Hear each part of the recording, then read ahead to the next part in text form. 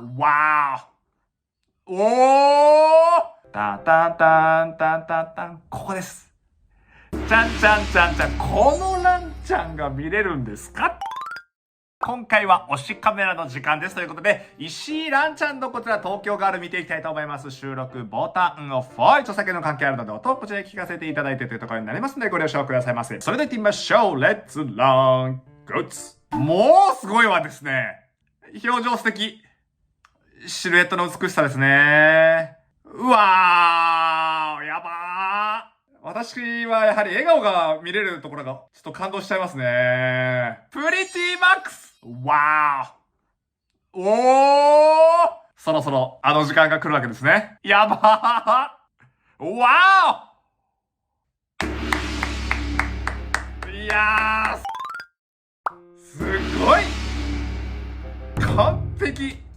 いや、ちょっと質が高すぎますね、ダンスの。キリングパートっていう言葉何ですかっていうご質問いただいたんですけれども、キリングって要するに KILL、まあ、キルというね、ワードありますけれども、あの曲のあのシーンのあそこでこう決めポーズするところ、めちゃめちゃ印象に残ってるよね、みたいな、そういうパート。今回の東京ガールにおける大きなキリングパートっていうのは、ここのランちゃんのグワッて前に出てくるところなんじゃないかなと。これは本当にやばいですね。表情の付け方のうまさですね。センターポジションにいらっしゃるということで、顔が前にカッと映る方たちということで、非常に大事なポジションになってきているというところでございまして、で、左手出してからのこの目線でしっかりとその前にある対象物を捉えていくところですよね。目の表情が少しまた変わるというか、焦点が変わっていく感じ。上げた手先見ながらそれを見ていくっていうところのこの表現力が実は桃田ちゃんと少し対照的だったりするんですよね。視点の距離感っていうものも実はここ差がついているっていうのも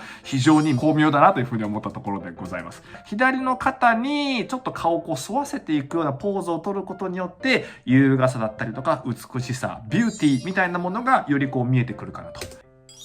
このウインクでパーンっていう風に撮るところ。このお顔の小さく撮ったところから、さらに規模感を小さくしていくと目元だけでこうなるっていうところになるわけですよね。音に対しての動き、モーションのサイズ感というものがどんどん小さくなっていってるっていうところがまたポイントになってくるところでございます。この後のドン。この手を上げたところの高さと肩甲骨からグッっていう風に体を下げながら腕を下げに行くところですね。このシルエット見た時に本当にその踊る体の用意ができてる人の踊り方だなっていう風に見えるんですよ。このあたりからもいかに日頃のダンスに対するその向き合い方が、非常にこの視座が高いのかっていうところが見えてくるポイントかなっていう風に思います。このあたりの表情も素晴らしいですよね。気持ちよくの部分で目線を下げて、ちょっとこの背中の空間に対して意識を持ってくるところとかね。この何もないところに気持ちよい空間を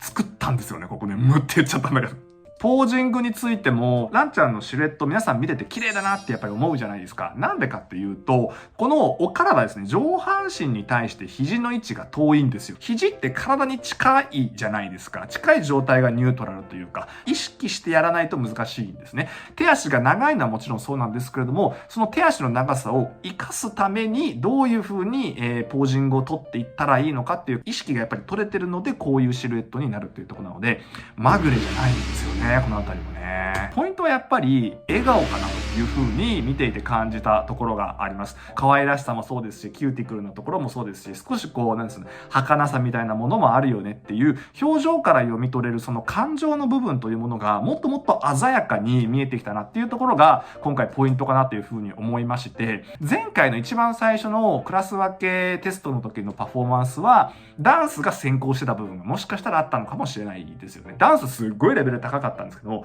ランちゃんというその人となりみたいなところまでしっかり見えてくるパフォーマンスっていうのは多分今回の方がそういう意味ではやっぱりこう内容が良かったのかなっていう風にも見ていて感じるところがあります。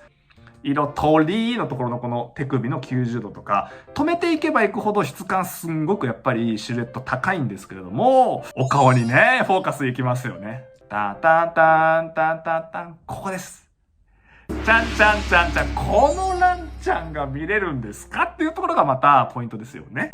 この一歩ドンの踏み込みに対して随分とここがやっぱり重い一歩になってるじゃないですか。頭の動きに合わせて上半身がぐーっとついてくるようになっているので、こういう前に頭を起点としながら乗せていく。足が出てくから前に行くんじゃなくて、全身で前に出るっていう意識がしっかりと乗ってるからこそこういう表現になるよねと。ここの2点に対して頭のカーンっていうのが入っていて、この中心部分で1、2、3点のアクセントが3つが1つになってバーンってなってるので、ここのバーンの音の強さが見えてくるっていう実は仕組みになってるんですよ。手元にあります。手元とこの首。この3点でグーンって取ってるから。同時にこのクオリティでこの強さで打てる人は果たしてどれぐらいいるだろうかっていうところで見ていくと、この技術を持ってる人は少ないと思ってるんですね。今回のグループバトルの MVP は個人的には石井蘭ちゃんかなっていうふうに思うぐらい、本当に全てのクオリティが高く、そして引き出しの多さと質の高さというところになります。ということでいかがでしたでしょうかということで、皆様の感想もぜひぜひ下の方のコメント欄からいただけたらと思いますのでよろしくお願いいたします。現場からは以上でございます。ありがとうございました。よいしょ。せい。